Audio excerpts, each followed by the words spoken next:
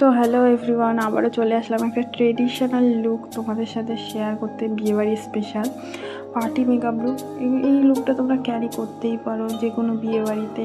এখানে skin care করাই আছে, আর এখানে বেস মেকআপ তো বলাই আছে, পরপর তোমরা দেখেছো আগের ভিডিওতে। একটা সুন্দর ট্রেডিশনাল লুক এখানে আমি শেয়ার করলাম, তোমরা দেখো। এখানে আমি আই মেকআপটা তোমাদের বলে দিই।